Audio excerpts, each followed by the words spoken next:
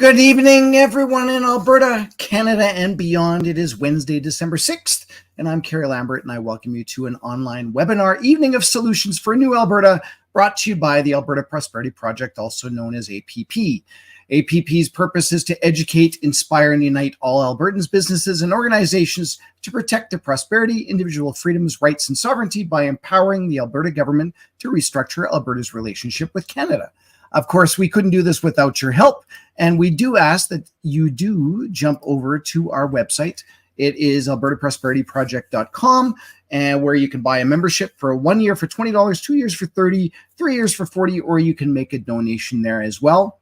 We're also asking people to please register for the petition to force a referendum on Alberta's independence. And you can go on the Alberta Prosperity Project website, or you can go to bit.ly/AB vote yes.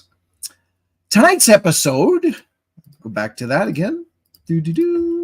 Tonight's episode is called When People Speak, Change Happens. And that's exactly what happened at the United Conservative Party's annual general meeting on November 3rd and 4th, when our guest, Rob Smith, was elected president of the UCP Provincial Board of Directors. If you don't know, that AGM had over 3,800 delegates and was the largest attended political meeting in Alberta's history, and I believe in Canada's history too. Rob is also a founding member of the Olds Didsbury Three Hills UCP Constituency Association Board of Directors, serving on its executive since inception. Representing a CA, Rob was one of the dissident CA presidents who started in 2021, pushed for the earlier UCP leadership review to better represent Albertans, and we all know how that turned out. And of course, we're going to be inviting Rob on, and we also have APP's interim CEO, Christopher Scott, who will be joining us as well. This is a live webinar, so we encourage you to ask questions and make comments throughout the presentation.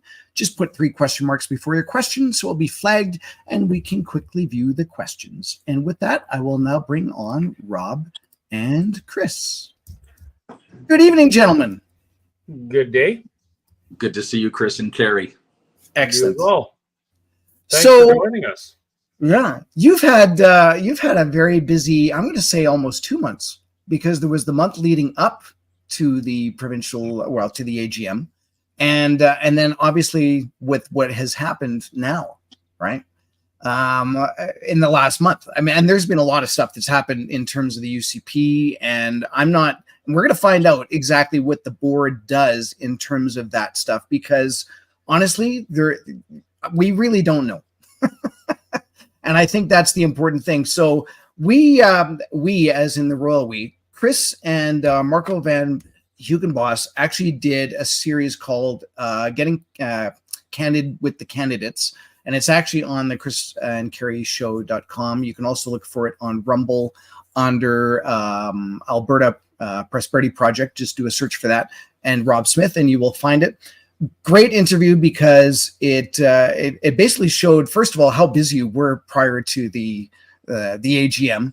I believe you were actually in your vehicle after a meeting, and you were on your phone and taking it, which just goes to show how busy people really are, especially in the fall. And then of course it shed some light on what your history was and why you got into it. I would like to do a shortened version of that, if you can, and tell us, what's your political history? Why did you get involved? And that, I think that's a good way to start. Sure. Okay. Thanks, Kerry. Excellent. So yeah, that night I was actually outside the community hall that had just housed the constituency association meeting for Calgary Mountain View. Okay. And so I remember very fondly that night, and the work that Chris and Marco did, I think, on behalf of the United Conservative Party membership was just extraordinary. Absolutely. And I mean, to me, it complements the work that you guys do to assist the conservative movement in the province. So thank you guys for that off the bat. You're quite welcome. Yes. From a political perspective, and Kerry, I can't really explain where the idea came from, but from the time I was very, very young, I was motivated by the political process. The first thing that I really, really remember was, and when I was a little kid, we had Prime Minister Trudeau, not dissimilar to today. I think maybe you two, perhaps in your youth, remember a similar circumstance. Yes, when absolutely. when Ottawa was not considered the friend of Alberta in any way, shape, or form. Yeah. And it's interesting how, when we want to talk about progress and the passage of time, that it feels like 50 years on, we're in exactly the position that we were in those early to mid 1970s. In fact, maybe even worse now than we were back then. But the thing that I truly remember was when Robert Stanfield resigned as leader of the federal Conservative Party, and then there was a leadership review, and I remember watching that leadership campaign where Flora MacDonald ran and Joe Clark ultimately. That's right. Yeah. Brian Mulrooney ran as well. Yeah. And I thought Flora MacDonald was the best choice because she seemed to me to be the most like my grandmother. And so from that point on, I was equating kindness with politics, perhaps the misguided priorities of like a 5-year-old. Mm-hmm. But from that point on, I was just motivated, and so. Back then, you could become a youth conservative, both provincially and federally, at the age of 14. So in 1982, when I turned 14, I joined both those parties and started to attend as many conventions, AGMs, leadership reviews as possible, and have sat on both CAs as well as the federal counterparts off and on ever since. But now have been steadily involved with our provincial boards, both the PC and then now the UCP, since 2002, when I moved home from living overseas. Okay. So I feel like a bit of a lifer when it comes to politics, and also a conservative as well. The only time I flirted with the Liberal Party was when I went to the University of Calgary, and in my first year, there's both pre and post Canadian history classes, Canadian Confederation classes, and there was a really cute girl who was a Liberal who I was motivated to perhaps get a little closer to, but I never did end up buying a membership. I only contemplated it. So lifelong concern. That's awesome. And Chris and I have really only gotten to politics since the whole COVID ordeal happened, right? So and I grew up in Manitoba, and I've been quite vocal about that. And Manitoba swings whatever direction goes. It was Liberal, it was PC, it was NDP, back to PC. I think it was Liberal for a little bit, and then PC, and then of course now NDP.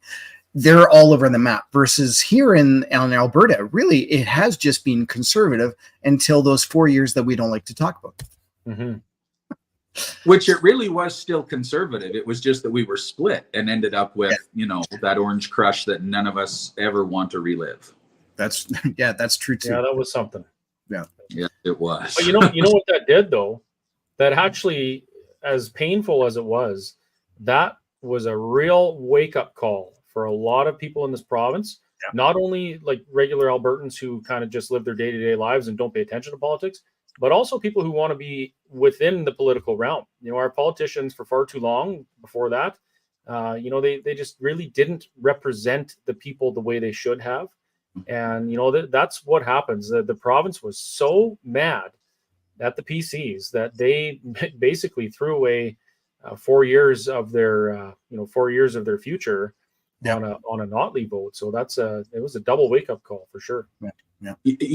Chris, and I would count myself among those who experienced the wake up in 2015 too, because I quite frankly a little bit resented, actually not a little bit, resented the Wild Rose Party because we had gone through that split federally, and of course it decimated conservatism in Canada and gave us 3 majority governments in a row, plus then a minority of Liberal federally. I mean, thank heavens Jean Chrétien was not near as terrible a prime minister as either the Trudeau before him or the Trudeau that would ultimately come after him.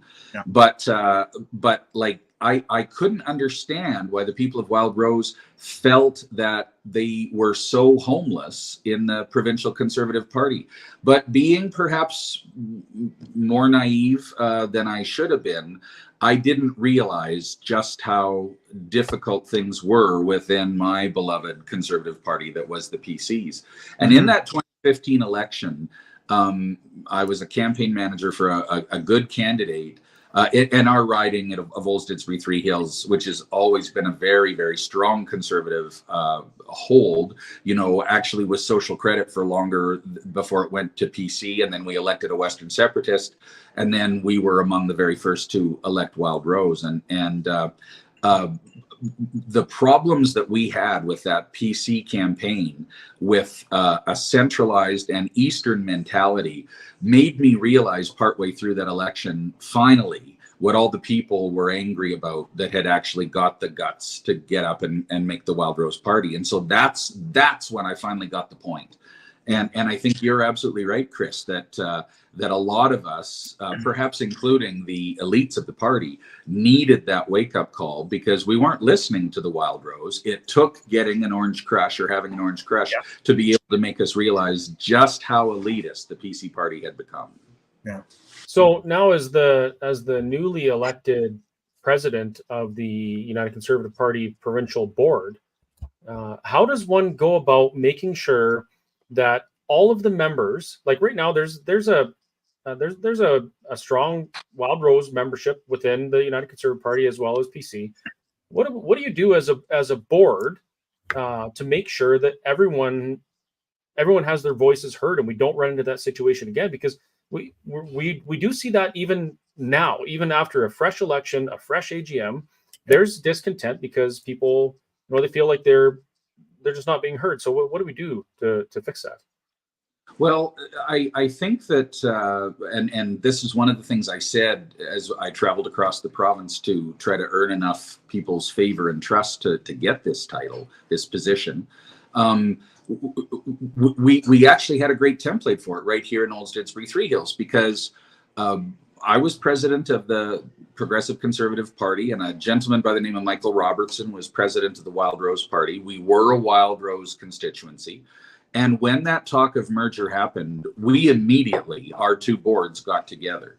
And so we actually were ahead a little bit of the provincial merger. We had held our founding AGM with Old Didsbury Three Hills before the province did. We had actually come together with our interim boards before there was terms in place because we just thought it was so very important. And the interesting thing about that is that even though, half of those people that came together on the interim board were very proud Wild Rosers and the other half were proud PCers, we never had a single battle about that because we recognized that while there might be 2 or 3, maybe even 4 out of 10 areas where we didn't agree, that there were like 6 or 7 or even 8 that we did agree on. And we realized that as conservatives, we have this tendency to become completely disparate and incapable of cooperation and collaboration based on those 2 or 3 or 4 things. That's ridiculous. Let's focus on the typically fundamental things that hold us together. And so from that point on, the idea of Wild Rose directors and PC directors completely disappeared. We had maybe a couple individuals that wanted to hold on to kind of some old PC mentalities, but everybody else on that board of 30 plus our MLA were 100% united and cooperative from the start and recognized we were now UCPers. And so it's just really that kind of tolerance and trust and blind recognition of the unity that is what I want to bring to our provincial board of directors and then to our party now as a party proper, because I do believe that Premier Kenney's leadership of our party a little bit stopped the typical storming, forming, norming, performing elements of coming together. I think we didn't fully storm. And you can't stop people from storming. And so the pandemic response and that autocratic leadership style made people storm. And that's, I think, where the Alberta Prosperity Project comes from. I think that there were a lot of other grassroots conservative-based movements that come about as a result of that. When you two talk about being relatively new to politics, I think that you are 100% reflective of tens of thousands of Albertans who I refer to as new conservatives that have always been people who were conservative, but not from an organized perspective. And so you wanted to storm. You wanted to make sure that that conservative values, conservative mentalities, and conservative practices was the everyday practice in this province. And thank heavens that all of you opted to do it within the United Conservative Party rather than creating another party like Wild Rose or like Reform or just like any other alternative. So, and I think that what we saw at the AGM last month was an absolute reflection of what the United Conservative Party is. And so to those individuals who said that those that attended the AGM were not reflective of the party, I categorically object to that mindset, because I think it is reflective. And I don't think that we are bad conservatives. I don't think we're intolerant. I don't think that we have mindsets that are about exclusion. I think we're actually all about inclusion. And so I don't think there's any real secret recipe to keeping the board together or even keeping the party together, other than just to talk about the fact that, you know what, folks, on 6 or 7 or 8 out of 10 issues, we're all on the same page. And I think we just need to assert that internally and ensure that that's what we focus on, and we will be united.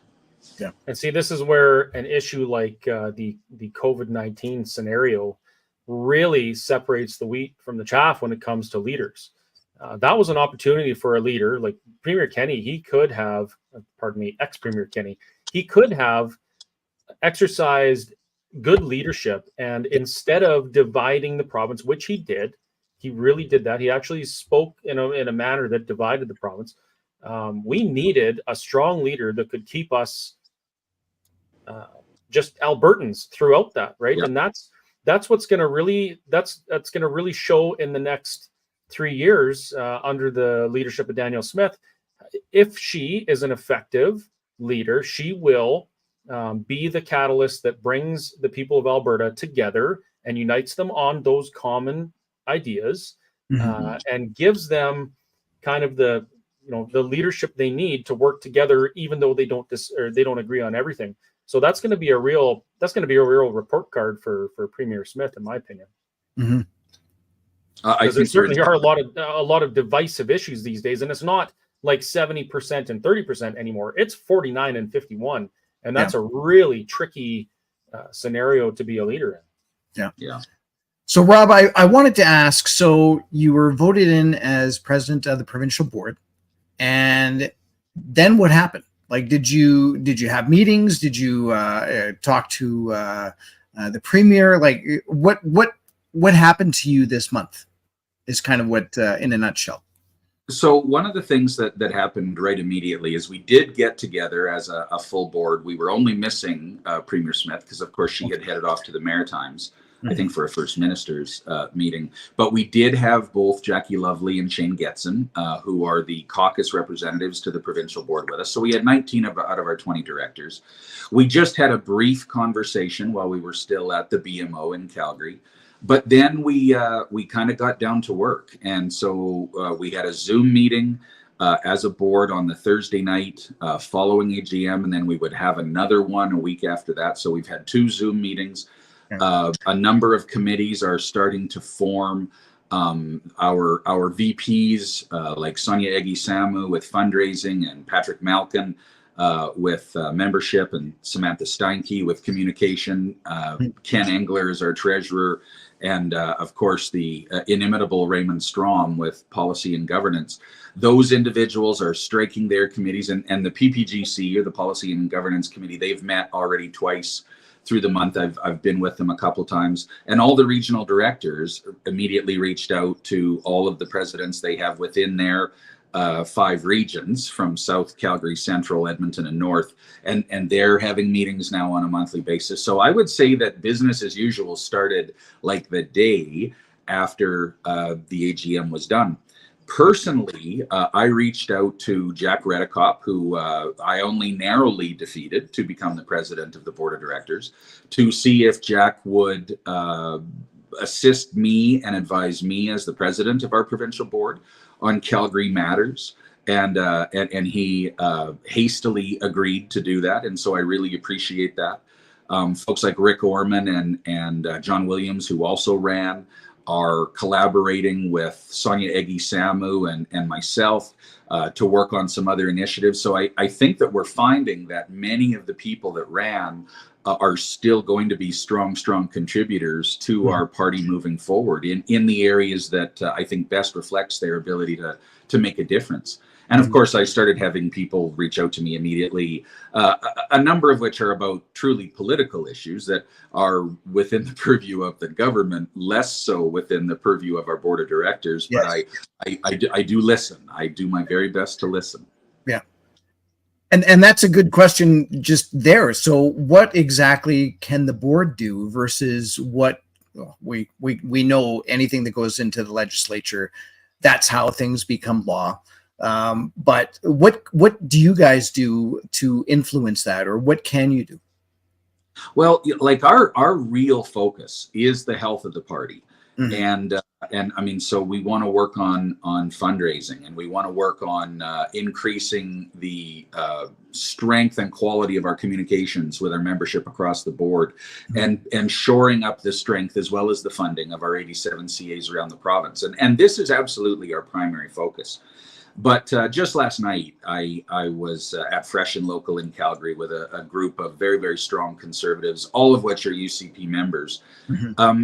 And Daryl Comic, who organized this event, he said to me, how are you going to ensure that the policies, the 29 out of 30 policies that actually passed at AGM, are going to make it onto the government's legislative agenda?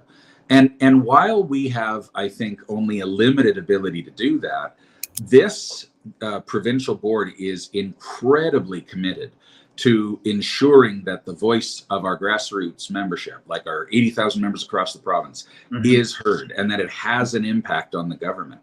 And so we will be pushing on both Shane Getson and Jackie Lovely, who sit as members of our board of directors, as well as Premier Smith, who is the leader of our party, to ensure that those ideas are making their way into caucus discussions and cabinet discussions and hopefully onto their legislative agenda. And one thing that was super exciting, and this actually goes back to, Kerry, the question that you asked earlier. One of the first people I heard from when I was announced as the new president of the provincial board was Premier Smith, who called me from the Maritimes to congratulate me.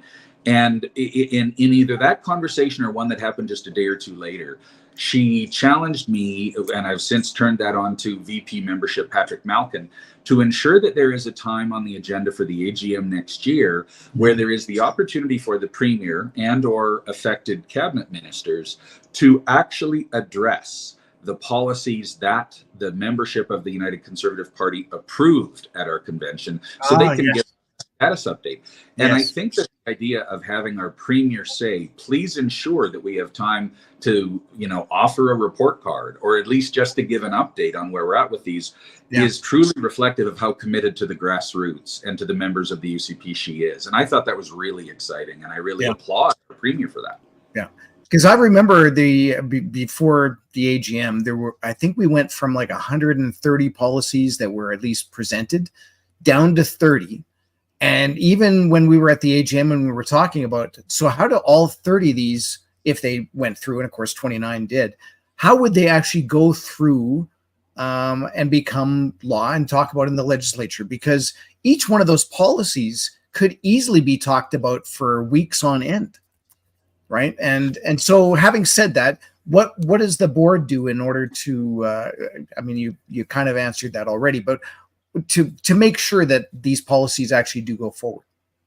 Well, Kerry, as I mentioned, and I'm glad you reiterated the question because I missed a very important part of that. We definitely want to make sure that stays front of mind for the three members of caucus that actually sit on our provincial board. But one of the other things that I mentioned last night, and I've mentioned lots of different places, is we all, as constituency associations and as UCP members, need to recognize we have a role to play in ensuring that those policies do have the best possible opportunity to become part of the legislative agenda, which means if we're on a constituency association board that has a UCP MLA, we need, every time we get together for CA meetings, which for some CAs, many of them is actually monthly, which is great, They need to remind their MLA to ensure that this stuff gets talked about. For those that actually don't have a sitting MLA, they need to work with their surrounding constituency associations or their regional directors to ensure that that continues to be pushed, and maybe write letters of support. And just, none of us are registered lobbyists, but we all have a lobby responsibility because we are active members of the conservative community, and we are UCP members. So to ensure that the will of our members has its best opportunity to perhaps become law, we need to make sure our politicians remember. And I'm not saying that they are negligent. That's not my point at all. You had pointed out, Kerry, there's only so many bills that can make it into session.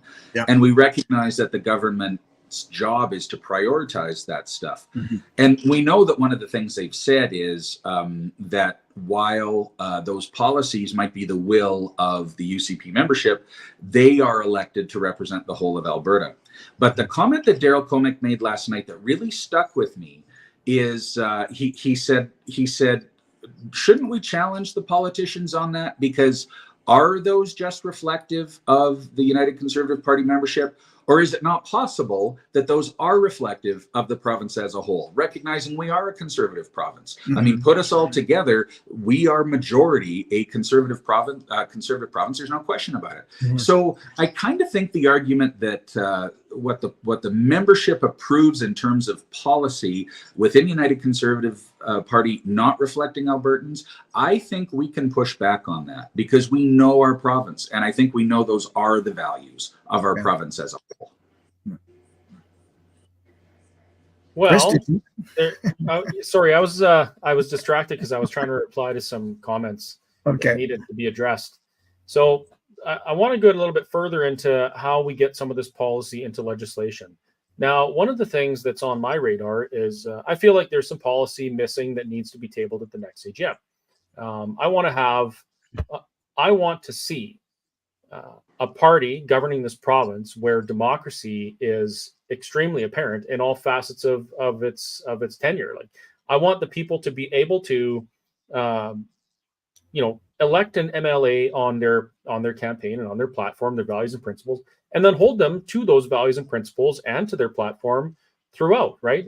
How many times have we elected somebody to represent us, to be our voice, to find out that they were never planning on being our voice, and our voices aren't heard? I mean, that's what we saw largely under the Kenney government, for sure under the Notley government, and even in the previous 44 years of conservative government in Alberta, a lot of people felt like that. So I want to see that change, and I've realized that the power of the people is not only present at election time in checking the box, but in forming the policy that guides and governs the actions of those who we elect to represent our voice.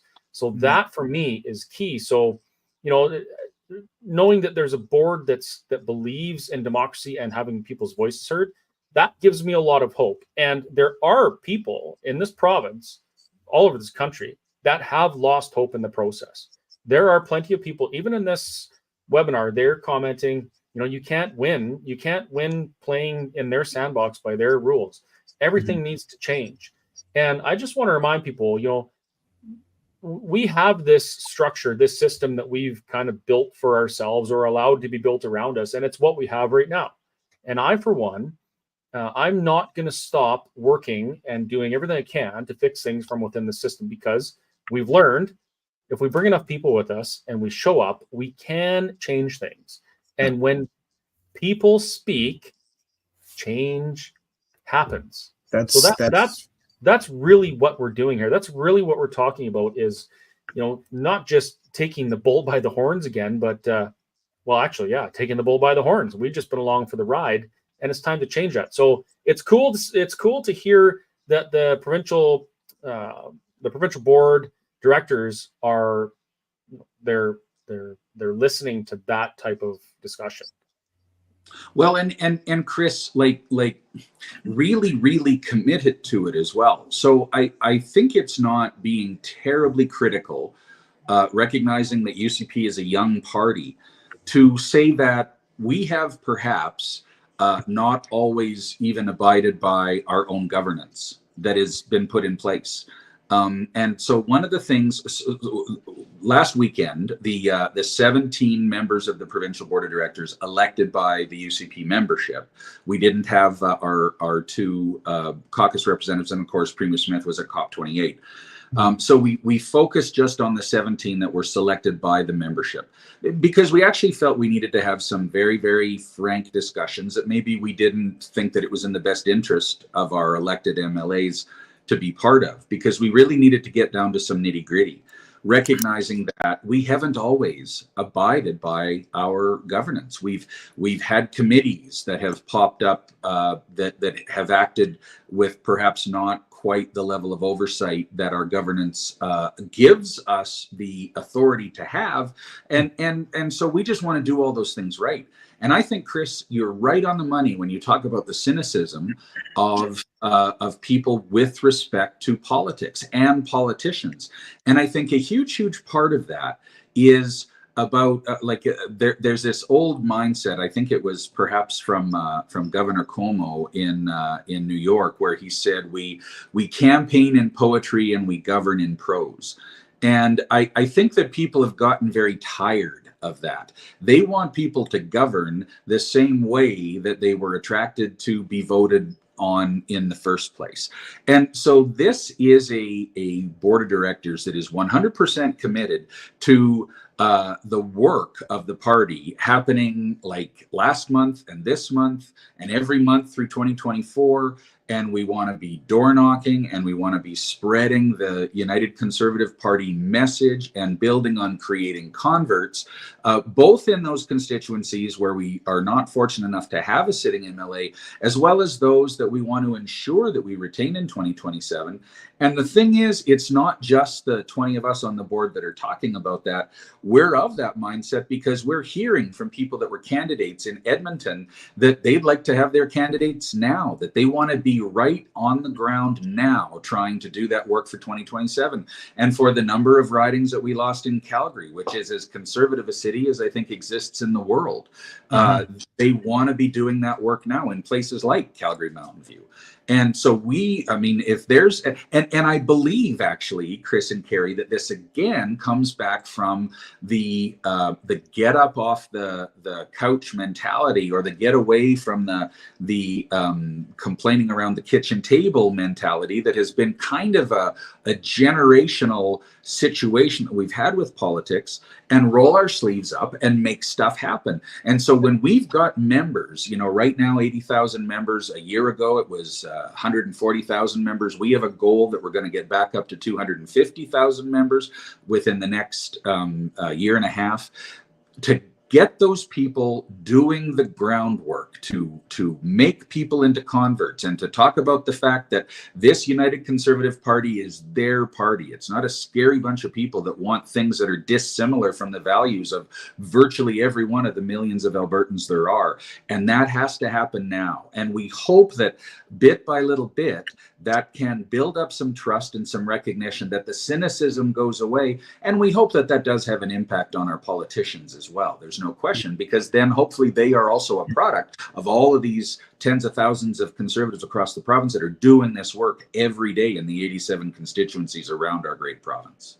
Yeah.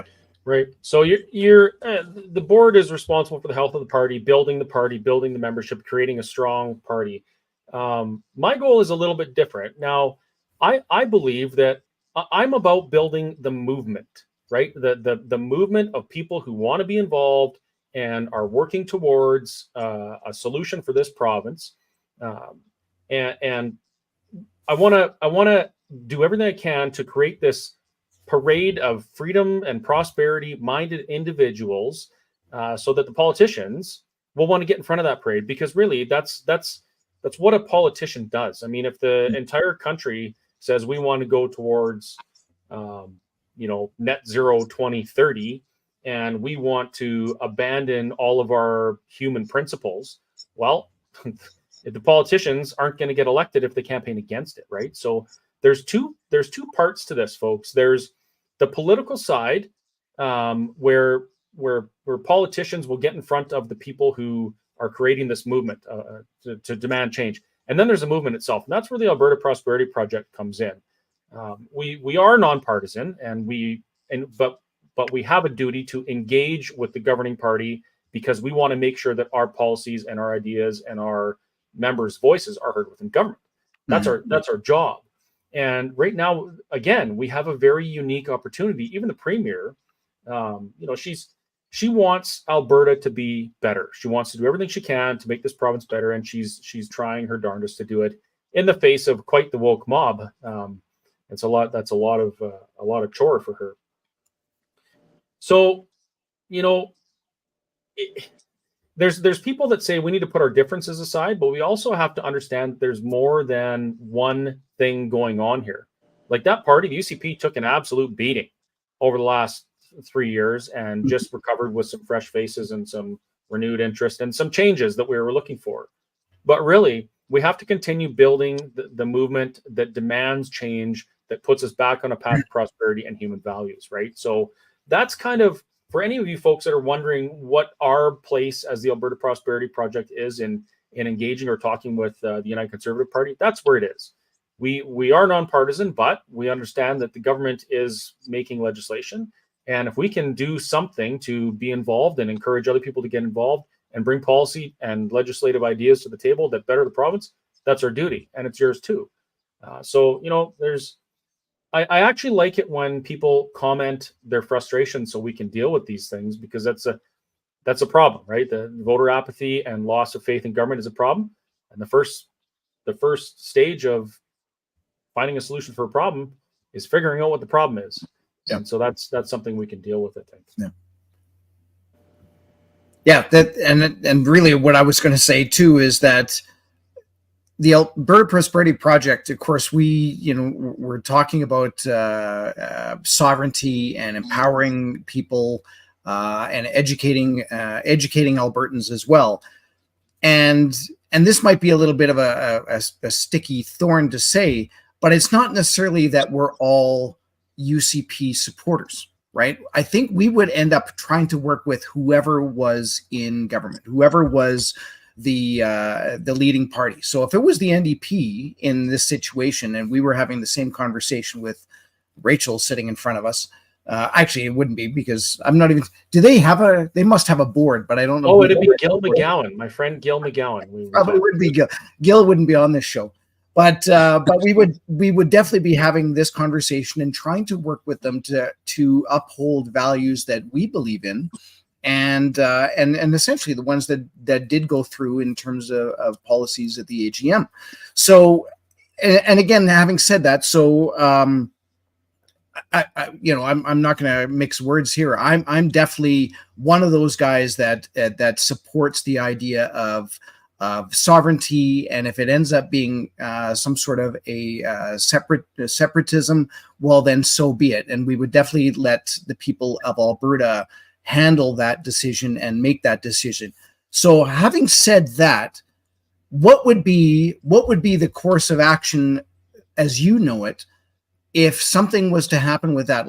So we know Danielle has already gone back to the government and said, no, get out of our resources, get away from our we're not doing the carbon tax, et cetera, et cetera. If it came down to that fact that, you know what, the only option that we would have would be to have a referendum on independence, where would you stand? And there is no right or wrong answer. I just personally want to know. Kerry, it's a great question, because my response is a little different today than it would have been before this whole process of running for the provincial board.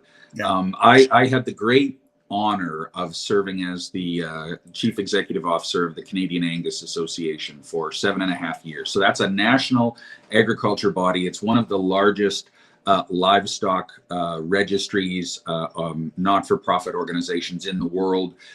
It's a phenomenal group that supports a great group of Angus breeders and producers across the nation.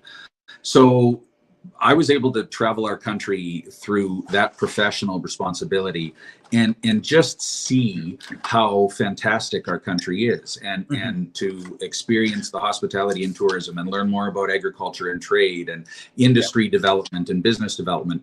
And so like I have an incredibly high degree of appreciation for our nation as a whole. So I've never considered myself a person who thought Alberta should be independent or its own sovereignty.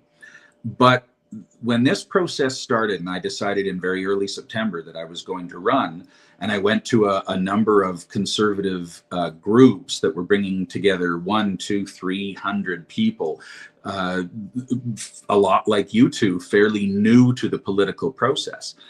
And I was asked this same question, and I gave this answer. And so this one gentleman from Medicine Hat said to me, "What do we get out of Canada? What is Canada's benefit to us as a province of Alberta?" Yeah. And I knew that this was a serious question. And so I was going through all of my kind of tried and tested responses in my head, but I couldn't say any of them because none of them really were going to hold water. They were all rhetoric. The commitment that we make in terms of the transfer payments, the unbelievable discrimination that we have faced in terms of our resource development and being a resource-based economy, the degree to which our farmers and agriculture producers are being hampered by the most unbelievable federal overreach. And so for the first time in my life, I actually got thinking, perhaps we could be better doing it on our own, or doing it in collaboration with some of our other provinces, or having some kind of an independent arrangement where we're collaborating with certain states on certain trade issues. Yeah. So, Kerry, where I stand on this issue is, and I hate the fact that we are so undone by an unbelievably unjust federal government. Like, I do believe that a federal government under Pierre Poilievre, which I think we all have a very strong belief, knock wood, will be the next government. We're still 2 years out from that. So, I mean, what more damage can happen to Alberta in that time frame? I think that what Premier Smith is trying to do is create the paradigm whereby it doesn't matter if we have Prime Minister Poilievre or we have another Prime Minister Trudeau in 30 years, that Alberta will always be able to be the master of its own destiny. And I support that. That is what I support. I had a conversation with Danielle before she was, she was still the premier. She was the premier, but she hadn't gone through the election campaigning in that capacity. It was a by-election Medicine Hat. I had this conversation with her. I said, how do you have faith in repairing our relationship within Confederation when all these things have happened? I mean, we obviously have an unequal treatment with regards to equalization, with the Canada Pension Plan, with employment insurance, with our immigration policies, with our resource development, extraction, and export. We lost in the Supreme Court on multiple fronts, specifically with the carbon tax, where the court basically sided with the federal government and said, even though it's unconstitutional, we're going to side with the federal government because climate change, right? And she said, well, hold on a second. Yes, those things have happened, but nobody has actually tried yet. And I was kind of taken aback. I thought, what do you mean nobody's tried? And she said, well, the ruling on the carbon tax issue in the Supreme Court, it said, because neither side has disputed the facts of climate change, we rule in favor of the federal government. And I'm like, what do you mean, pardon me? Alberta knows that this, yes, we have to protect the environment. Yes, we have to deal with pollution. But the idea that we have to destroy our prosperity in order to save the human species in a country that's responsible for less than 3% of global emissions and probably absorbs more of that is absolutely ludicrous. So what I realized was that even though I know, because of what I've seen around me, that Alberta would very likely be better as an independent sovereign nation, charting its own course forward, free of the federal government influence, I also realize that we do have a responsibility to try, and that's what the premier is doing. Yeah, I want to make sure that Alberta is prepared in case we cannot stand up against the federal government and they want to take us down a path that will, destroy our prosperity in this province. Mm-hmm. And also, as I traveled across the country with Kerry, bouncing around that picker truck, I met thousands of people from all over Canada, including some Quebec separatists and some Quebecers that used to be separatists, but all of the sudden weren't, because they saw people coming together across Canada, realized that, hey, you know what, we are actually the same. This idea that Quebec and everyone else is different is just ludicrous. Mm-hmm. I realized somebody has to stand up to the federal government, because there's a lot of people in this country who are going down this path as well, and they don't want to go. You think Saskatchewan wants to do this? You think most of British Columbia, Lower Mainland, yeah, they want to go to woke hell, but the rest of them, they sure don't. Yeah. Somebody has to stand up and say enough is enough to the federal government and take a stand. And that's why I believe it's so important that this province takes back all of the sovereignty and that the Constitution legally and lawfully allows us to have right now. And then, you know what, if we still can't chart our own course forward, we have to have another conversation. And I believe that conversation is imminent. But this is also, it's not just a, I'm tired of paying taxes thing anymore. It's literally this country is going down the tubes because the federal government, the East and Central Canada, have all of the votes tied up with entitlements and things like that for that side of the country. We cannot stop it, the West, even if we all work together towards the same goal. So we have a responsibility and a duty to show the rest of the people in this country that don't want to walk this woke path, this is how we do it. Yeah. And you know what? A referendum on independence that empowers the provincial government to negotiate with the federal government, that may be our only option. I believe it is our only option, but I'm certainly willing to try and work hard with anyone that wants to fix it in the meantime. So that's where I'm at. Yeah. That makes perfect sense. Yeah. Yeah. We're 45 minutes in, 47 minutes in, and there are some comments and some questions. So I'd like to get to some of those, if you don't mind. For sure. And again, Jeff. Okay, Jeff go ahead. I was just going to say, you may or may not know the answer to that, because you're the board president, and very often things will be interpreted as you're sitting in government and you're actually making policy changes and you're doing all that stuff. And it's no, you're the president of the board. So there are certain things that you can and cannot do. Chris, did you want to poke one on here, or I thought that's what you had said you were going to do? Yeah. Okay. So, well, this is kind of like that. Basically, there's people that are asking, what is your position? What do you have to do? What changes you want to make? And how are you going to improve your responsibility to the membership? Mm-hmm. So outlining your role, your responsibilities, and your vision going forward for the party. Well, and honestly, Chris and Kerry, I think it's fair to say that what I'm saying is the board's vision, because having just come out of our retreat, we kind of consolidated around some of those ideas, and we had absolutely unanimous support for the values that we hold the most dear. And that is that we recognize we are in the positions we are because of the members of our party, and our job is to serve those members of the party. And we serve them as individuals. We serve them as members of their constituency associations. So we need to also have a very, very strong relationship with those 87 constituency associations. We all recognize that access to database information and the connectivity of our membership, the connectivity of our constituency associations, has faced a multitude of criticisms in the past.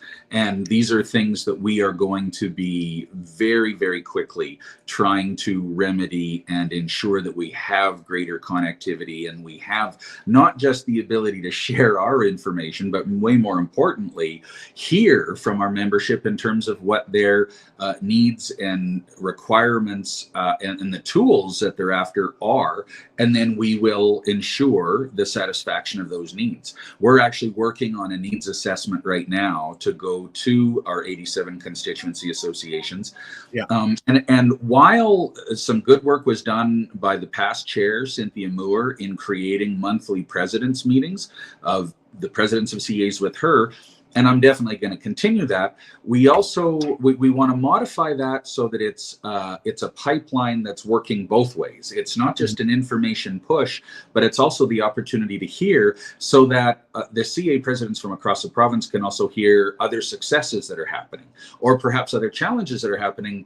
And then we understand there's a critical mass of those things, so that it's a free-flowing communication. But by the same token, Sonia wants a group that's set up that's all the VP fundraisings, and Patrick wants one for all the VP memberships, and Raymond wants one that's all the VP policy and governance, so that we've got way more touch points of connectivity between the provincial board and the 87 CAs. So that's just super, super important. I think that while the provincial board is, in terms of its terms of reference and our bylaws, we are a governance board, we also recognize that in terms of those portfolios of our vice presidents, that we're probably going to have more active VPs than maybe the party has had in the past, in terms of liaising a lot more through Dustin Van Voot, our executive director, and his staff team, and then also the committees that are actually made up to work on fundraising events and work on communication strategies. So I just think this is a board that's going to be probably reflective of our membership, particularly that new conservative membership, of people that actually want to be involved and they want to make stuff happen with other people that's going to lead to tangible results. So if you want to talk about what's basic to us as a member, as a provincial board, is we want to open the United Conservative Party up, so that everybody who's a member and everyone who is a potential member knows that they can access and they can come in and they can share and contribute, and that there is no vice against them for doing so, whether they are a person who first bought a membership in the PC party in the 1970s, or whether they were someone who broke away in the early 2000s with the Wild Rose Party, or whether there's someone who's just got out of high school and they want to be involved politically for the very first time. The United Conservative Party is the home for them, and we want to welcome them and make them comfortable and give them the opportunity to have a voice, and for us to reflect that voice. So just a quick point here, Gordon Tabachnik, I think you asked a question that I missed, so please put it up again and I will do my best to present it to Rob.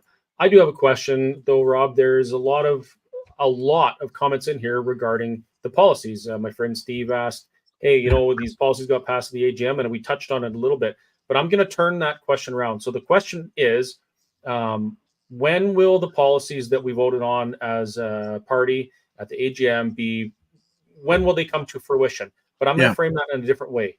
What do we need to do as members or Albertans to make sure that those policies make their way into official government policy or legislation? Be actively involved in being a proponent of those policies. And whether you want to take one policy and make that be, the kind of standard bearer that you're focusing on, or whether you want to take 5, I think that's probably a little easier than all 30, or 29, I guess I should say. But we as a provincial board are absolutely going to advocate, but advocate to your MLA, advocate to the ministers. There is no question that critical mass leads to response. So if you write letters to the affected ministers regarding some of those policies that we passed that had to do either with health, or whether they had to do with education, there were a lot to do with education and advanced education. Do not hesitate to put as much pressure as you want on those ministers, because if you're relying just on the party board to do it, honestly, it isn't enough. We need our MLAs pushing for that, so you need to push your MLAs. We need our ministers to recognize the need to put some of this stuff into legislation, so contact them as well. And we know that there is a certain amount of legislation that does come out of the Premier's office, or at least some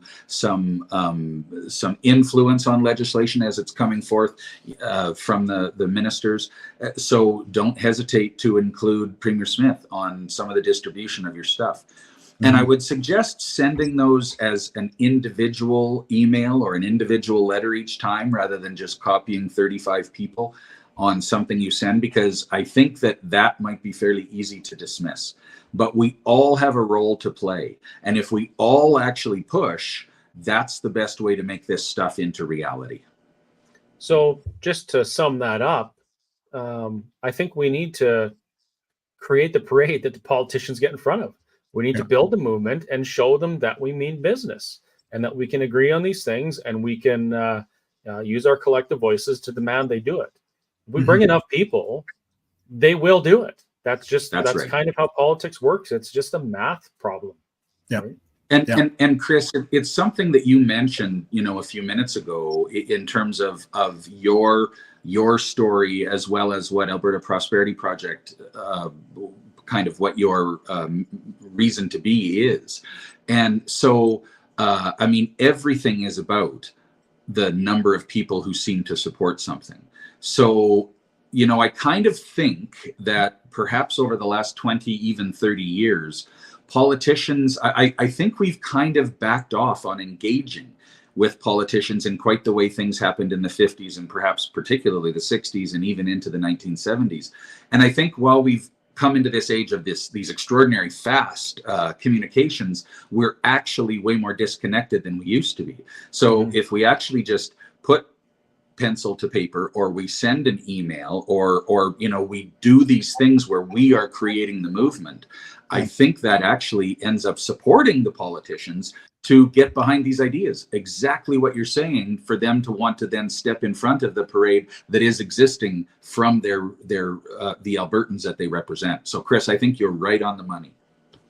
I'm going to add a second part to that, because Patty says email and phone calls seem to fall in deaf ears of MLAs. Sad that you can't even get a response from them. Someone has to hold the MLAs accountable. So my question to you is, let's say I write to, not my MLA, because my MLA is NDP, but let's say I write to a UCP MLA. Does the board or the CA get to see that and do any influence? Do you hear about any of those? Or will you hear about any of those? Or is it just right to the MLA and that's where the buck stops? So completely with respect to that comment, I know that like phone calls are not the best because you can't prove it. And like, I hate the idea of needing to prove a phone call, but the point of that is that when something's written, well, then it is a critical mass. And I can tell you that when I worked for the government, for the 4-H branch, and this is kind of going back to what was that Hey West campaign that happened in about 2002, 2003. Anytime there were 5 letters that were sent to a minister, that actually led to an action request. So when 5 letters came in to a minister, and this was, 20 years ago, to someone in government, it would have started with an ADM that then maybe ended up going to a branch head, that then ended up going to some kind of a director or a manager or something. But somebody, and fast, needed to respond to that. So I don't know if there's been a change in those 20 years, but I have to believe that there is still a critical mass, whereas if a certain number of letters about a same topic area are submitted, there will be a response, because there has to be. Okay. So I mean, maybe that's a little tougher in health, and maybe a little tougher in education, just because they're such massive ministries. But I mean, you can't ignore 50 letters, right? Like, there's no way you can ignore that. No government can do that and be conscionable. So that's I still think it is the right way to go. They can do it for a time. Kenny did that for a time, but look where that landed him. Yeah, that's right too. Yeah, that's true. Yeah. And it's probably safe to say that this government is sensitive to that, right? I mean, because it was so recent, I would think they're sensitive to that, so would not make that same mistake. Mm-hmm. One of the problems that we're overcoming, and, you mentioned how politics worked in the 50s. Well, in the 50s, at least from what I understand, a politician could have a principled stance on something and promote their own values and encourage people to come with them in their pursuit of those values. We don't see that so much today.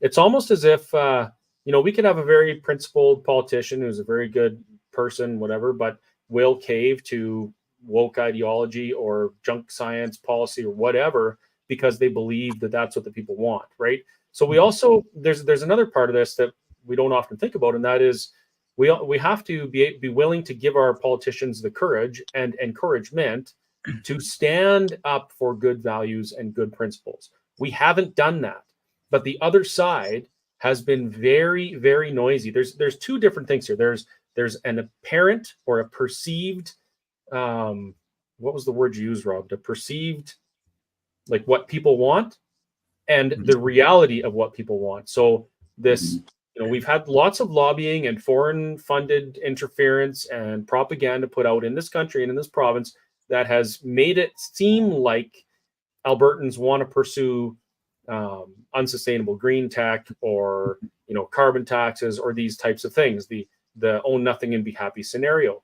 But that's not the reality. The reality is that Albertans want to be prosperous and chart their own course. So we spend a lot of time focusing on how we're going to hold our MLAs accountable, how we're going to fire them if they don't do good, but we forget that it's equally important to encourage them or give them a pat on the back when they're doing something good. Everybody needs that.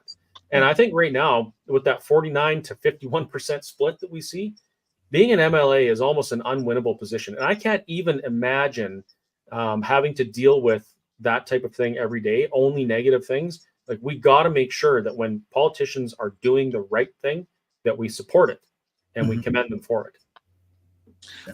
Chris, it's such an important point that you raise. And one of the things I'd like to suggest with respect to that as well is in Canada, we are polite. And I mean, we're renowned around the world for being so polite.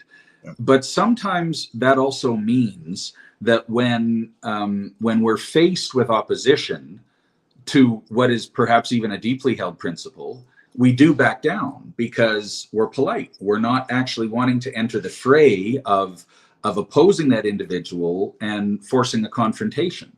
And as conservatives, we also have a very strong fiscally responsible mindset. And while I believe that all of the conservatives I know are as compassionate as any left-leaning people that I know, in fact, I think they're probably more compassionate, to be honest, and more empathetic, but we're not defined by that. We're defined by fiscal conservatism. So I think that it's also very easy, coupling that with being polite, to, when you are faced with wokeism, to a little bit back down and perhaps even overcompensate for what are your own deeply held principles, because the way that's been put in the woke style, you are feeling like, well, geez, maybe I am holding a deeply held prejudice that I didn't realize that I had. And I think that part of what you're talking about, in addition to supporting our MLAs, is, and I don't think this means we're being in your face or that we're being lacking in humility or anything. I think it's okay for us to be proud conservatives and stand up for what we stand for. You know, we had a couple of transgender individuals that attended our AGM, and I'm hoping to actually visit with both of them still in the coming weeks. And I've found out that I actually know one of them from when I went to university and didn't realize it at the time. But I was very delighted to hear that even though those two ladies spoke against some of the policies that were put forth, and they failed in what they were trying to convince people of, that friends of mine spoke to both of them afterwards, some of our fellow members of the provincial board, and those individuals felt very well treated. They felt very at home at the United Conservative Party AGM, and they left it feeling like stronger conservatives than they did when they came, and they felt treated with respect. And so to me, if we're conservative and we treat people that maybe don't hold some of the same ideals as sacrosanct with respect, what's wrong with us being proud conservatives and not backing down in the face of the green activism that wants to say that we have no climate plan and we're ruining the planet? So, Chris, I'm just wanting to say that to kind of enhance a little bit what you're saying, that I think it's okay for us to be proud conservatives. which I think we often have not been, particularly in recent years, because we're so defined by fiscal conservatism. That's an often overlooked part of being conservative. You know, as a conservative, I say, stay out of my life, leave me alone, let me do my own thing, let me make my decisions and be accountable for them, and Yes. prosper or consequence, right?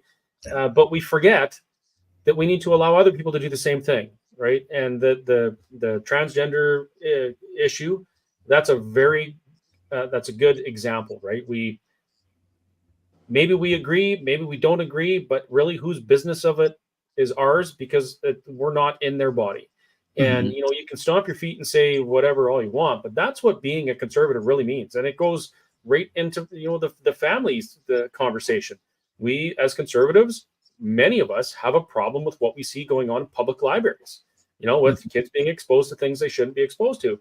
And we forget that their parents are bringing them there, right? Yeah. As a conservative, don't you dare tell me how I have to raise my kid or what I can teach them. We have to remember that we have to extend the same respect to other people, regardless of whether or not we believe or are aligned with the way they want to bring their children up. And sometimes it's scary and it's a sad thing to watch, because, you know, we see the consequences of some things, and it's not pretty. But that's the double-edged sword of conservatism. Yeah, that is true. I do have another question here. So we talked about the 29 of the 30 policies, and if they finally get to be a bill and get brought up in the ledge. But here's a good question, and I don't know what the answer is, so hopefully you do. Stephen asks, are the Conservative MLAs required to follow what was voted on in the AGM, or can they end up acting independently and even in opposition to some of the policies that were passed? Are they told to, you know, is there a party whip where they say, you know what, everyone's got to vote this way or you'll be ousted? Or can they actually vote independently from the rest of the party? I you know, just based on my knowledge of how government operates, in a situation where party politics exists, I do think it's the whip's job to try to ensure that everyone supports in equal measure, or stands in opposition in equal measure, if you want to look at our federal conservatives. So I do think that you would expect to see MLAs in Alberta vote as a bloc in favor, particularly of legislation they're putting forth. I think, though, that if you look at, like, if you're considering the policies that our party adopted, I would be really surprised if any of those makes their way into legislation, whether it's going as far as the policy wants them to, or whether it's going partway as perhaps an interim measure. I would suspect that the caucus would vote en masse to support those things. I would expect they would. Okay. Our friend Benita, she asks, what do you anticipate will be one of the hurdles you will need to overcome over the next 2 years? Well, I think that I think it's a great question, and it's something that we've talked about a fair little bit with respect to the cities. There is this mindset in Calgary, and probably in Edmonton as well, that we're a rural party and that we cannot possibly represent the cities. And going back to that whole mindset that on 6 or 7 out of 10 value statements, we're all in agreement. So I think that there's going to be a strong focus. It's one of the reasons why I asked Jack Redekop, please, you know, share with me your ideas about the city of Calgary, because while I went to the University of Calgary and I lived in Calgary and I worked there for years, and while I got a degree from the U of A and I lived up there and I know Edmonton very, very well, I mean, I'm a country guy, and I realize that there are some differences. So, like, honestly, I want to take a whole bunch of rural constituency association volunteers and bring them into the city to get together with a whole bunch of the great rank and file members and volunteers down there, and just continue doing that, you know, like month after month after month, whether we're out door knocking or whether we're going to a social event, and just have those folks interact so that we can create a lot more understanding. I don't really know that it's unity.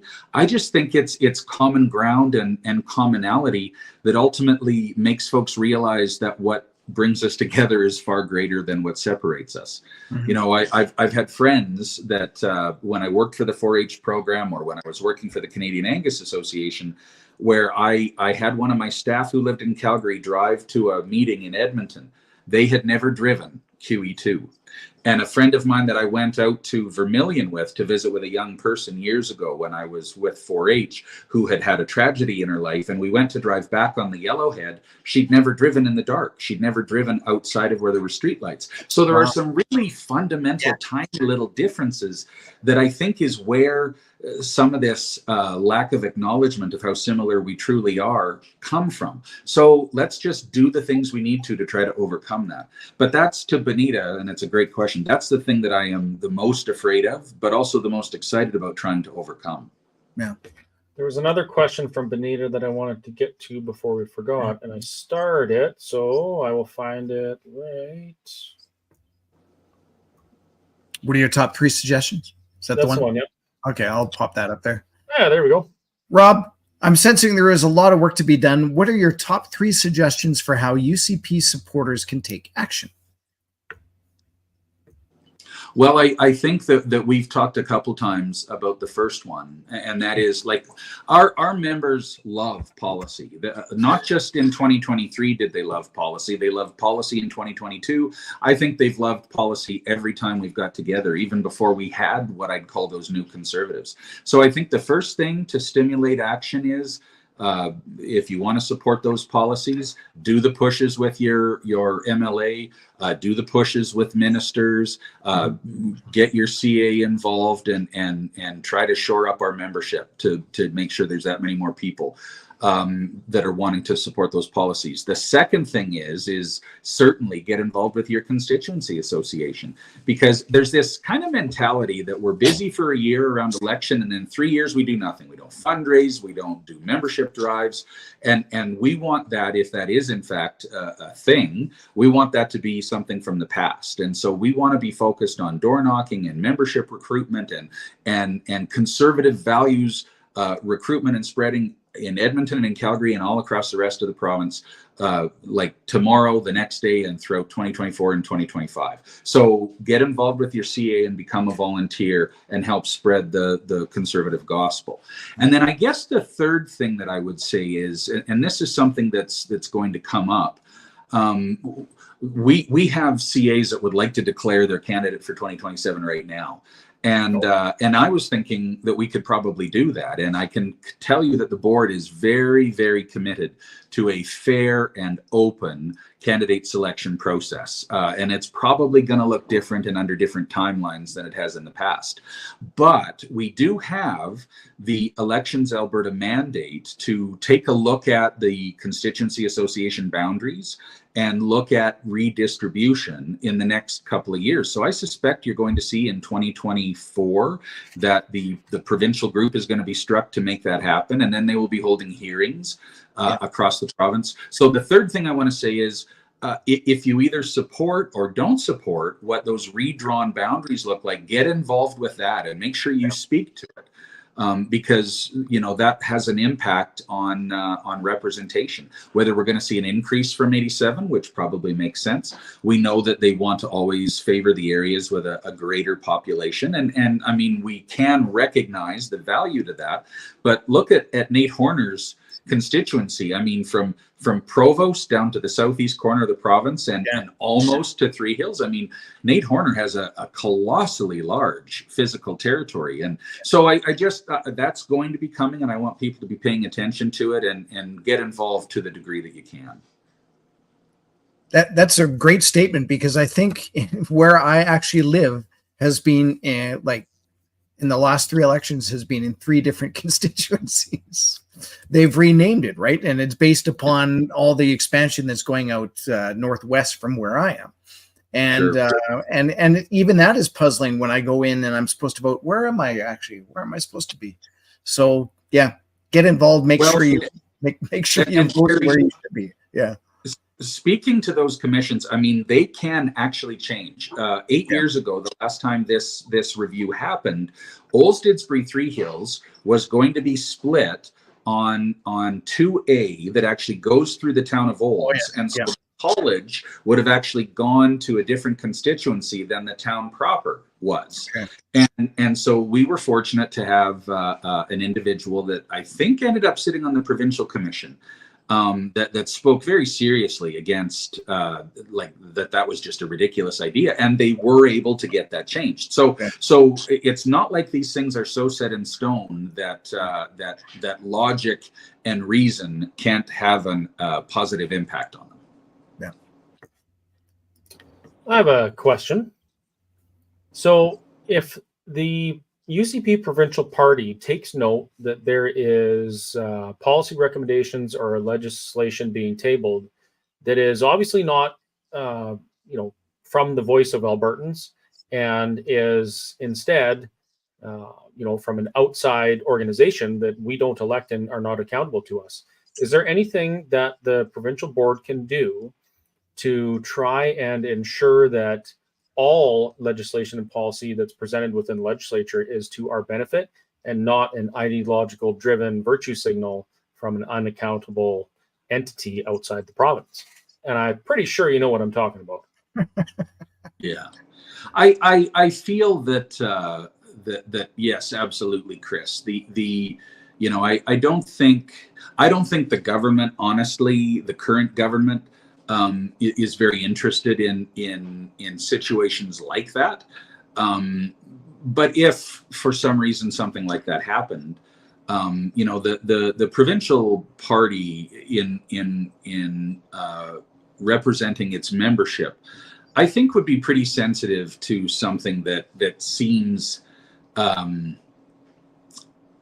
like there's an ideology behind it that isn't consistent with what the majority of our membership would like, and we wouldn't have any trouble questioning that. And like, so being a CA president, representing a CA that had lost confidence in Premier Kenny and the leader of our party, Kenny, and decided to push back. And when nothing was happening with that within the party, we decided to go public.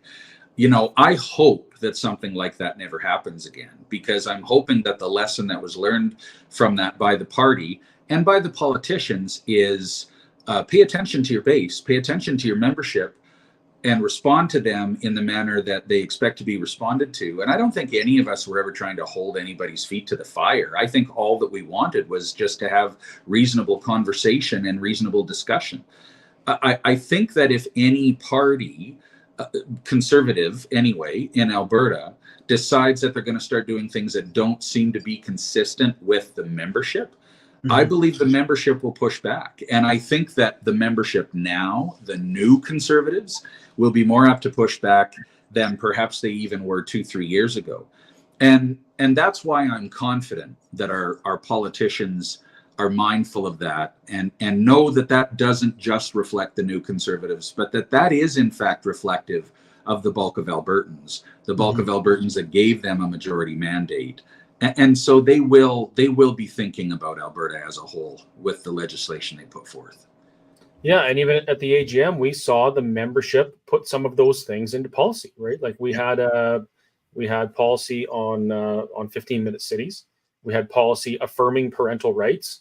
We had policies basically standing against these outside influences that want us to do things that are not, it's not what we want, right? So again, bring enough people.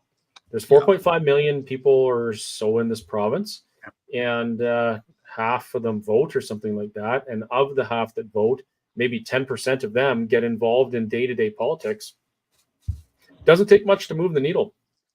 And Chris, you're entirely right. And something that I think is important to note too is, I mean, for some of those very topics you were just talking about, we have some precedent set within our nation.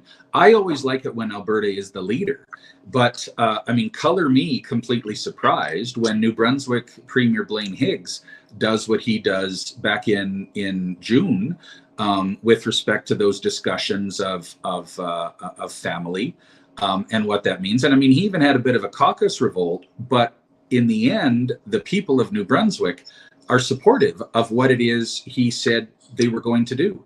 Look directly to the east of us and what Premier Scott Moe has done with respect to that very conversation. And I mean, they've taken, I think, the national lead on ensuring that no one will speak for children more than their families will.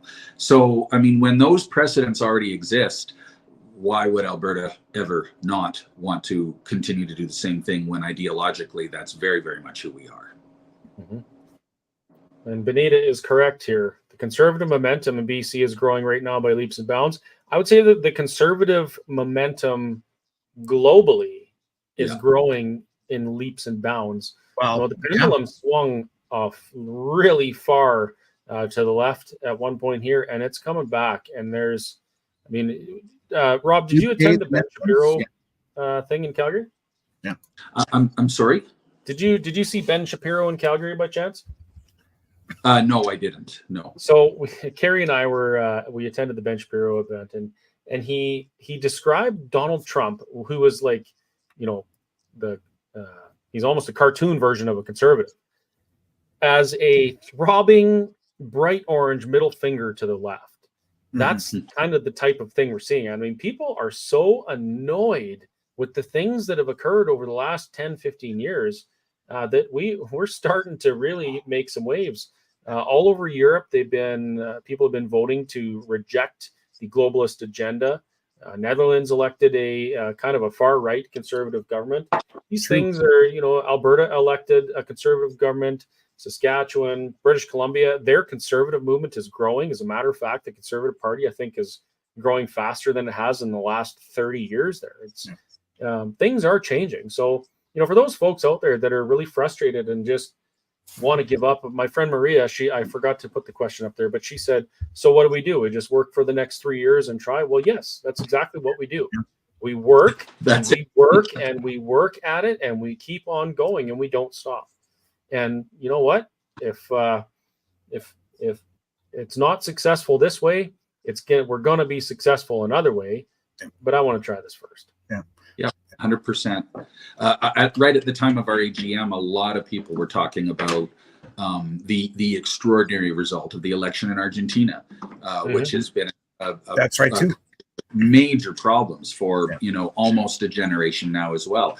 Again, I feel, and I suspect you guys probably agree with this, I feel like this is absolutely a global response to wokeism. That I mean, after a number of years of political correctness, and I mean, I don't want to offend anybody either. It's never my desire to do that, but the idea of having a little tiny 16-year-old girl screwing up her face and telling the world how they should operate.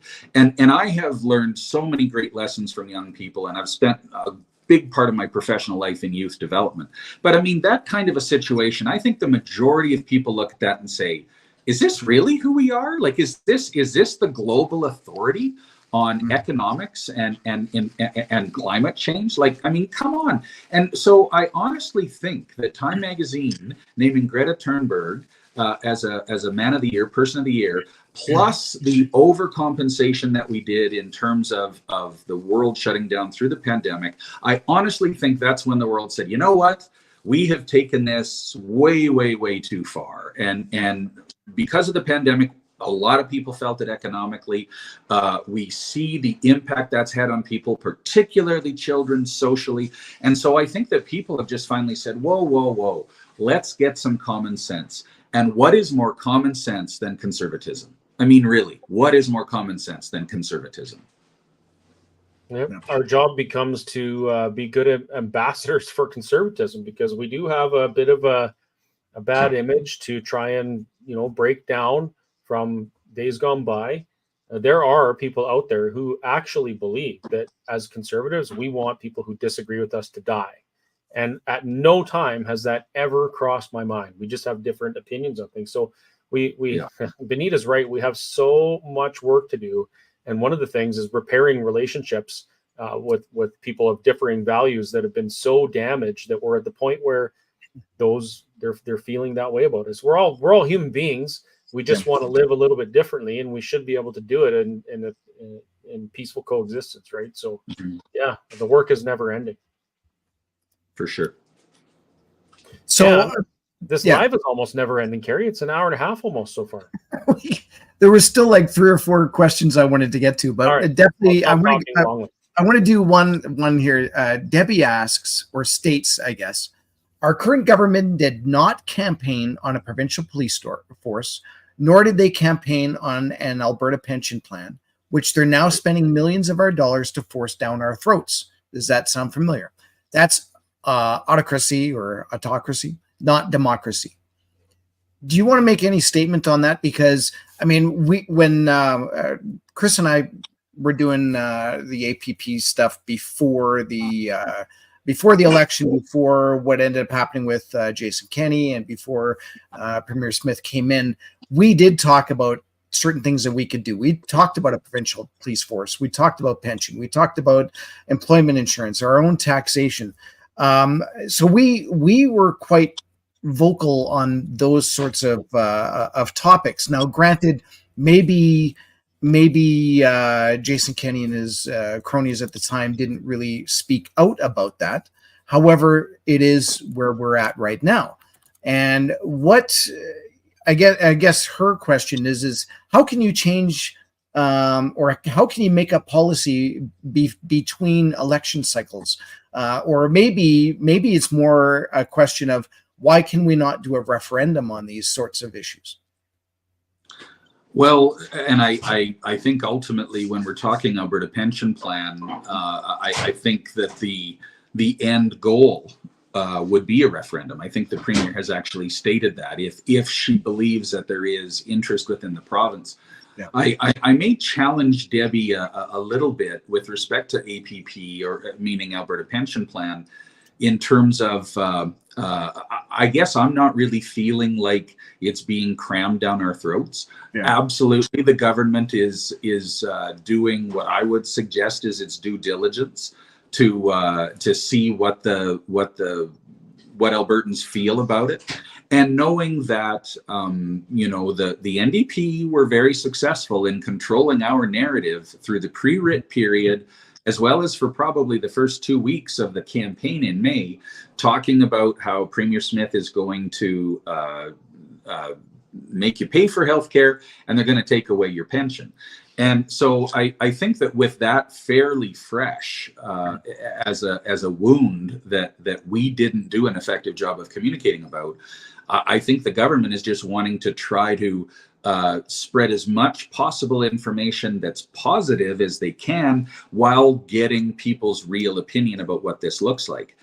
Something that I thought was really critical, and going back to when I said to you, Kerry, that when I was posed with the question of what does Canada do for Alberta, it was actually after that statement, the press conference that Nate Horner and Premier Smith had, and I think actually Jim Dinning was there with them when they talked about the 52%. Or was it 54%? 54% of the Canadian pension plan is Alberta's.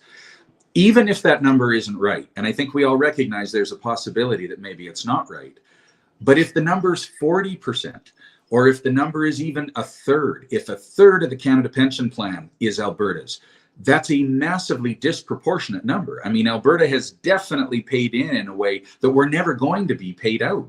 So. And I mean, Travis Taves, who we had as a treasurer for Minister of Finance for 4 years, he a little bit came in and kind of validated those numbers. And I mean, a guy who left. So I think that the government has a responsibility to try to gauge what people think about our own pension plan. Going back, Chris and Kerry, to comments you guys have made about doing our own stuff.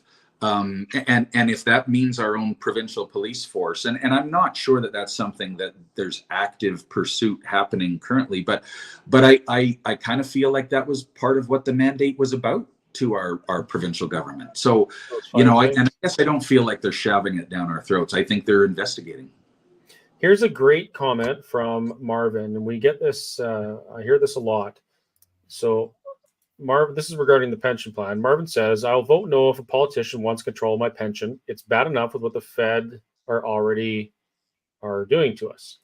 And you know what? Here's the deal, folks. The politicians already control your pension plan, your employment insurance, your CPP. All of those things are just an act of parliament away from being changed. Period. And they don't even have to ask you. So my question is, why in the hell would any Albertan who pays into any of those things be willing to let the federal government control them, knowing that an act of parliament can change them at any time, and we cannot affect parliament and tell parliament to go the direction we want them to? Why would we allow those things to be controlled by a federal government that we cannot influence? The difference is all of those 5 things: pension, policing, immigration, tax collection. I always forget the 5th one. All of those things, if we did them here in Alberta and you as an Albertan don't like how it's being managed, you get a bunch of people together, you show up, and we change it, because we can change things within our province. Unfortunately, we can't change things within Confederation. So that would be my answer to Marvin. Politicians control your pension already. Best have it where we can control our politicians. True. Yeah. Sorry, I said I wouldn't talk longly, and I just did again. Wow. No, but that's a great response, Chris, and it's very important for people to understand. And I'm not entirely sure, because I mean, our Canadian pension plan is this nebulous thing because it's over in Ottawa. I think that most people consider it not a function of politicians, and so what they're thinking the APP is a move to where that becomes part of politicians' governance. When in fact, since the '60s when it was created, you're exactly right. Yeah. This is about, when we use the term sovereignty literally means that you control your destiny. You affect the outcome of your future. That's what Alberta needs to do. And to a large extent, the current government is pursuing sovereignty in many areas in this province. My opinion is that we need to go further, and I guess time will tell if I'm right, but we're certainly going to keep doing the work. Kerry, did you see any other questions there that we needed to? Well, there's always tons of questions, and thank you so much for everybody watching and spending the hour and a half. And yes. If we can't answer your question, we do try and answer it later on. And I know there have been questions about the Alberta pension plan and what's going to happen, with different things that could possibly happen with that. And we are addressing that. We're actually doing an Alberta Prosperity Project tour come the new year. I think it's starting in January, and we'll be actually going out to kind of like what we did with the sovereignty tour and doing almost town halls, if you wish, in various places across the province. And we're going to be talking about the Alberta pension plan.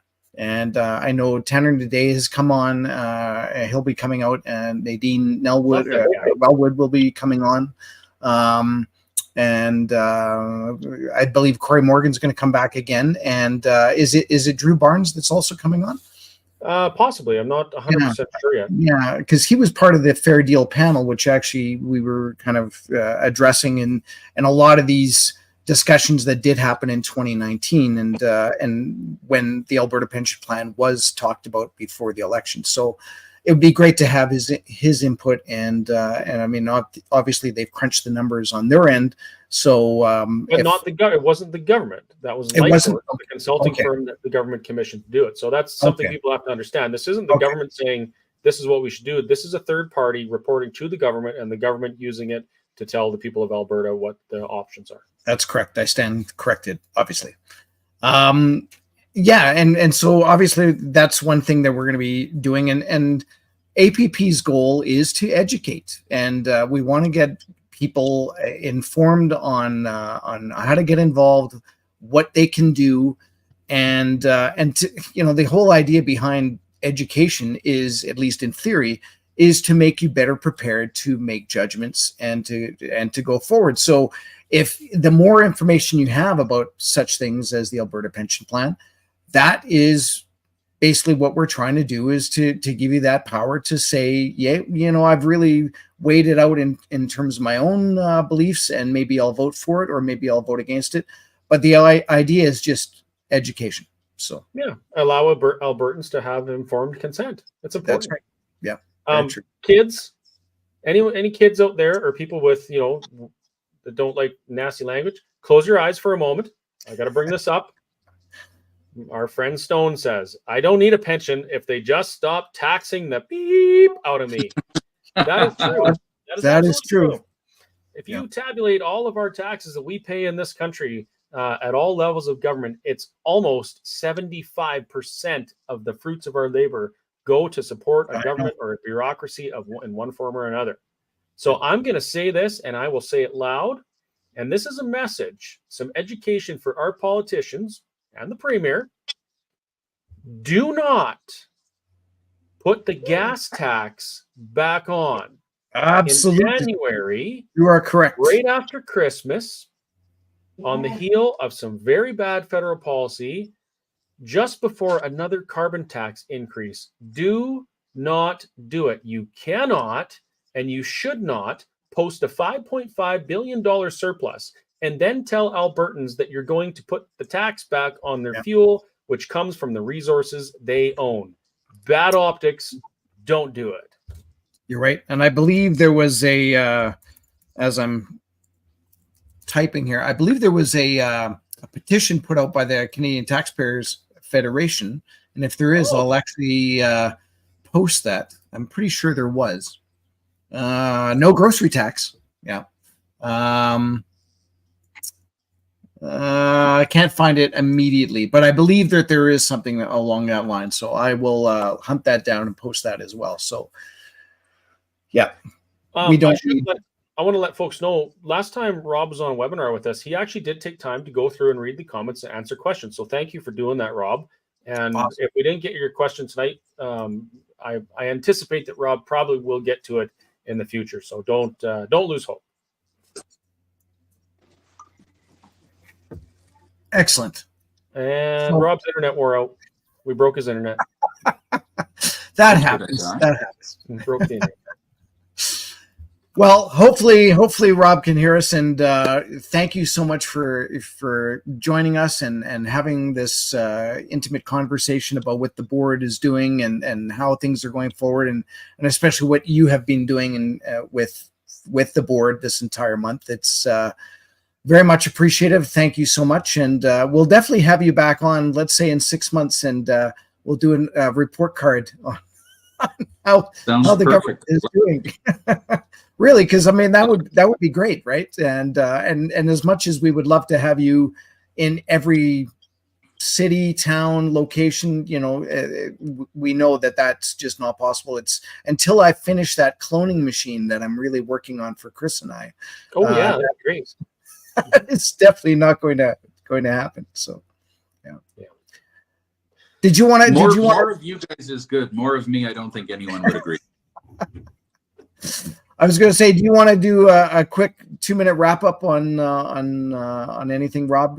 Where you're going, what's your plans, and etc. Sure, Kerry and Chris. Just thanks very much for. I mean, I know you guys are nonpartisan, but there is no question that you reflect and I think support the conservative movement in the province. And so as a fellow conservative, regardless of political party affiliation, just thank you for the work you do and the great work that APP does. On behalf of our provincial board of directors, we consider you to be a very, very important partner in supporting conservatism in the province. So on behalf of the 20 of us that sit on the board, including Premier Smith, just thanks so very much, and know that we're going to be trying to do the very best we can to emulate your success in both educating and supporting and helping to build. In our case specifically, the conservative movement with respect to the United Conservative Party, so that when we're having this conversation in 4 years, we're looking at a legislature that maybe is over 80 seats UCP, or maybe even all 87. Who knows? Maybe we can actually get the whole province on. I'm going to say that would be very dangerous, though, if it's that much. I totally agree. We need an opposition. We do. I totally agree in the democratic process that we need an opposition, no matter how big, how small, because otherwise it just ends up being a monopoly. And then the governing, if you had 87, they would do whatever they want to do, right? So. Opposition of 7 is perfect. Yeah. Yeah, I would laugh out loud for sure. Yeah. Lolling all day long. Yeah. Funny. Thanks, guys. Oh, Yeah, thank you so much. Yeah. Just so everybody knows that we do these Wednesday webinars every Wednesday. That's why they're called the Wednesday webinar. And next week we actually have I actually have to look up his name, Matthew Mitchell. And the topic is, what is socialism really? And what we've experienced for people in Poland and Estonia who were forced to live under socialism, and how did their lives materially improve as soon as they were able to transition to a market economy such as Canada. So that would be that's going to be quite interesting, because again, we've heard stories about say Eastern Europe countries and people coming over here. We've heard about people that may have come in from South America, but it'll be an interesting conversation to hear, you know, what's actually happening in terms of socialism around the world, and hopefully it doesn't come here if we have anything to say with that. So yeah. Mm-hmm. So having said that, thank you again, Rob, and best of luck, and may not see you before Christmas. So Merry Christmas to you. Do I get Merry Christmas to you guys. Yeah. Well, you want the last statement there, Chris? Do I ever not? I'll make it very quick. Thank you all for watching. Thank you, Rob. Thank you, Kerry, for being so forthright in your questions and answers tonight. We appreciate it, and when I say we, I mean me and all of the viewers and Albertans. Folks, if you like these webinars and you find them informative, please consider joining the Alberta Prosperity Project in our mission to build and work towards a sovereign Alberta, whether within or without Confederation. I'm certainly not going to mince words about that, but I will say, as the CEO of a nonpartisan educational society, I am more than happy to support individuals, politicians, parties, whatever, who are moving this province towards sovereignty and a more prosperous future. On the other hand, if we find that the government or people or politicians are not doing that and they're not listening to the people of Alberta, I am more than happy to work my ass off with other groups to remove them or make them change their ways. That's what being nonpartisan is about. So for now, I absolutely 100% support what Rob and the provincial board want to do for this province. I think they really genuinely want to make things better. And you know what? I will support policy that the government brings forward that benefits the people of Alberta. And I would, I hope that you folks will as well. So again, if you like what you see, you want us to continue doing it, please become a member, consider donating, consider sponsoring one of the webinars. That is the only way we can keep doing those things. And with the membership, it's not that we want your $20. We actually need it to keep the lights on with this project, to get around the province and do these things.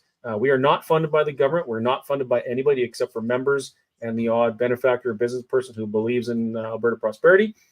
So we need your help to bring this message to the people of Alberta. And as we're seeing, it is vitally, critically important that we bring this message and we bring this education to Alberta, because the other side is in full swing. Yes, they are. Yeah. With propaganda that is not in the best interest of the people of this province. So we have a duty to push back against that, and we're going to be the tip of the spear to do that. So please help us do it. And that's all of my words all used up. Thanks, Chris. Thanks, Rob, and everyone out there in podcast land. You guys have a great night, and we'll see you next Wednesday, if not sooner. Cheers.